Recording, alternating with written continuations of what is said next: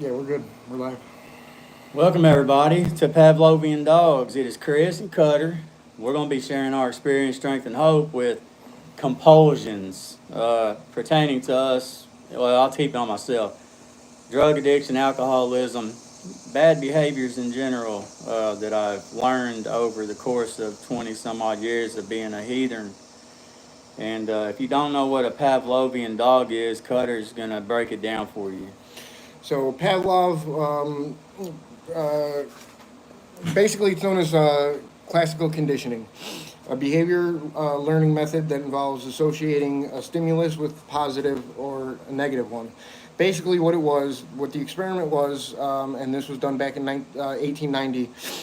Pavlov would ring a bell every time he fed dogs, and after a while, the dogs associated that the stimuli of the food to the bell ringing, and therefore created the effect where every time he would ring a bell, the dogs would salivate, which, if you think about it, correlates directly with drug and alcohol addiction. You know, our stimuli the stimuli is our pain and our suffering, and what we want when we have those feelings is the drug. So, like, way I'm taking it is the dogs initially when he would feed the dogs and ring the bell, they've never heard the bell before, so they would come and they would investigate, right? They would accurately appraise the situation to see what the hell was going on, and then they would realize there was food there when they would eat. Well, over time, as he rang the bell and they came to the bell, their accurate self appraisal decision making skills in their brain slowly rewired to impulsive behavior. So they're not coming to see what's going on, they're coming on an impulse, right? Well, then the next thing past an impulsive behavior turns into a compulsive behavior. And so as people like us continue to use things that trigger that stimuli, get that rush or whatever it is that satisfies us so much, it could be women, gambling, I mean, it could be fucking all kinds of whatever your thing is. You don't even have to do drugs and alcohol. Whatever it is that you get off on, after a period of time, it becomes a compulsive behavior. And a lot of times, more often than not, compulsive behaviors seem to turn into destructive, just like self-destructive habits, right? It did for me. Yeah, I mean, me all day long, every time, with 100 different things. The substance wasn't exactly the issue. It was my brain had been rewired over courses of years to react a certain way to a certain thing, a certain smell, a certain sound. I mean, hell, my phone would ring and it would trigger it. You know what I'm saying? Especially if I was like in need of some substances. So that's what we're trying to talk about today is how that's affected us and what we do on a daily basis to not suffer from the self destruction. Well, because that, I mean, and even us in recovery, doing what we're doing, I mean, every day we still get those feelings, those triggers, and we want that. We want that. You know, we hear the bell ringing all the time. My eyes, my awakening is the bell ringing, right? Yeah. I mean, honestly, and it could be anything, right? The sound of the coffee pot bubbling. You feel me? Like it could be anything. I recently had a conversation with someone that is not an addict or an alcoholic. However, they've been trying to lose weight, and their focus, the satisfaction they get from the food where they're not consuming it, and so the compulsive, well, they probably aren't quite compulsive, maybe a little impulsive, but that behavior to satisfy that need for the food isn't there anymore. Well, you know what they turn to? Spending money, right? It's the next thing that triggered that satisfaction reward center in their brain, and but they're realizing that they can't just get on their phone and go buy, buy, buy, buy, buy, buy. Oh, now it's adding up, and like you don't even realize how much money you spent because your brain wants something, right? But it's lacking the thing you was giving it. So You know, I And, don't and know. what we're trying to learn is what to fill that with that's healthy on a day to day basis. Stuff that aren't going to send us down that spiral. Yeah, X isn't on the outside, right? So the gambling, the scratch offs, the pussy, the none of that shit on the outside is gonna solve that internal desire for that compulsion behavior to trigger that reward center. So we've been blessed with some very intelligent people, and we're not 100% burned out, so we retain some of it, and it actually works if we apply it. It takes practice, right? We practice those unseemingly bad behaviors over a period of time that, Without even realizing that's what we were doing at the time. yeah, it got us. It was that subtle, like, what's this, subliminal, below the threshold of consciousness. Yeah, subconscious, yes, on a Yeah. subconscious level. And so now we've got to do the exact opposite. That equal, every action has an equal and opposite reaction. So now we've got to have people like him call me out on my bullshit when it makes perfect sense to me, right? But he can see it a lot clearer than I can because my brain's been rewired in a self-destructive manner. So, And on the other side of the coin, where I can't see my own bullshit, but I can see somebody else's, it's just as sad as it is. It's the way it works. It truly is. You see things in other people that you don't see in yourselves, and that's what we're trying to do. Is we're trying to turn those glasses inside, instead of so. yeah. And what does that look like for you? Hell if I know. I don't know what your situation is. I don't even know if we got anybody fucking with us. Is there anybody? I think we got two people watching. Well, hey, y'all the two dopest motherfuckers I know right now. There you go. But so what's it look like to you? I mean, to me, it looks like a sponsor. To you, it could look like a spiritual advisor. Hell, it could look like a life coach, a goddamn, what do they call it? A personal trainer. You know what I'm saying? Like, it could look like many different things, but the whole idea is to be honest with them. That way they can, because self defeats us. My mind, my voice in my head lies to me in my own voice, and I fucking believe it, and I run with it, right? It's my worst enemy. I'm trying to tell you, bro.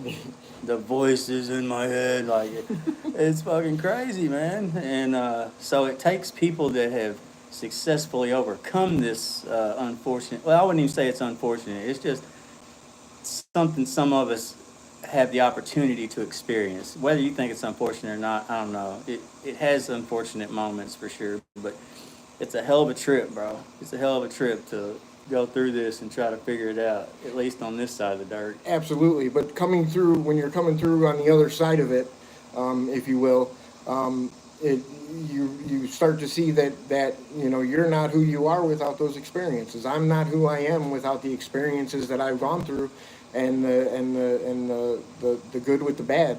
You know, granted, there's been a lot of bad, but now I'm starting to see that there was a lifetime of learning experiences, and what to do with that information now that I have it.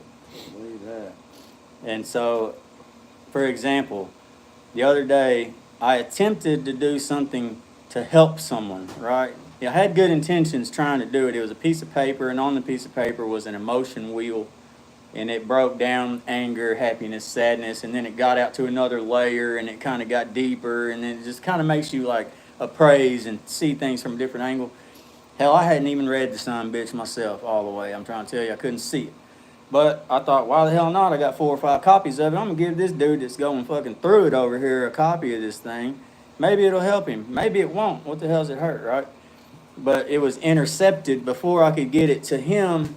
Someone else that was far more spiritually grown than I and probably a little more wiser intercepted it and said, no, this is no good. No, you don't need that. And it fucking gave me one of those ears got red, and I'm like, I don't know if I'm mad, fucking embarrassed. What the hell is going on with me right now, And I was like, fucking everything I can do not to be like, fucking that's some fucking bullshit, And so I had to fucking shake it off, cool down, I didn't say nothing, I didn't react, I responded, I went outside, called the sponsor, and I'm like, man, you ain't gonna fucking believe this shit. I tried to do this and this happened.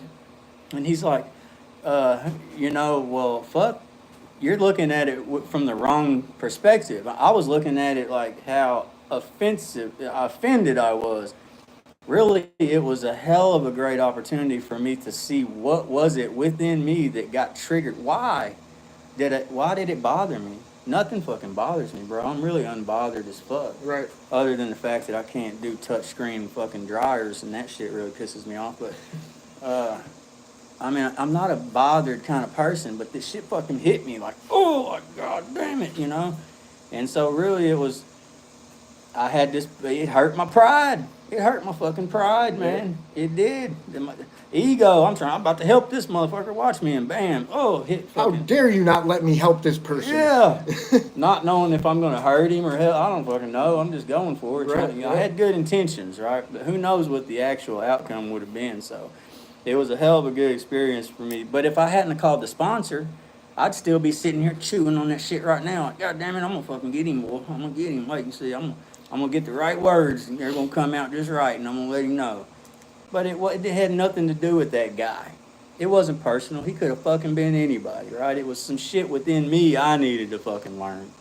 And we go through it every day. We have a great opportunity to see it happen within a fucking bunch of people on a daily basis. Well, I mean, as a witness to this, as an outside witness, I was sitting across the room when that happened. And I saw, I mean, it was like, when things happen in slow motion, and you can see him go, and I saw it, and as soon as I saw, the wiser person intercept that, and I looked right at you, and I said, oh man, he's getting hot. Oh, it was hot. But I mean, it didn't make it to here. It got to here, and then it finally, I was like, but used to, man, that shit would run all through my ass. Like, fuck, motherfucker, who the fuck you think you are?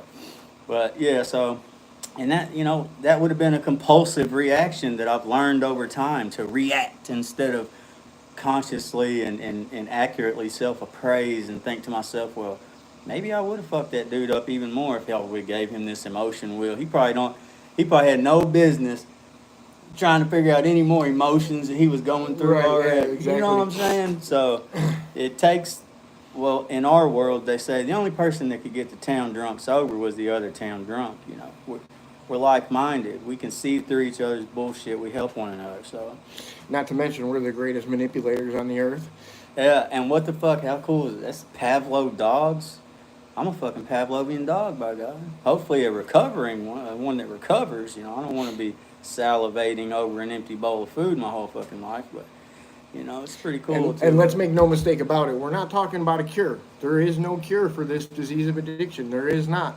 And I mean, we just have to face the fact that this is what we are. This is who we are, and we're presented with one life, and this is how we keep it. Getting on here and doing this with y'all. They said a price has to be paid, and what is that? To try and be of service, to share our experience and our strength and some hope. Because hell, I don't know about you, it wasn't too long ago, buddy. I was flirting with death regularly. Yeah. I would rather have been dead. I couldn't imagine not drinking for the rest of my life, and I couldn't stand being drunk every day. It made no sense. It was like pissing in the wind. Waking up every day wishing that you hadn't opened your eyes. On the streets of Denver, Colorado, walking them streets every day, and every day I'd open my eyes and, damn, another day. And it's crazy. How crazy is that? Yeah. Yeah. And so, you might not be as fucked up as we are.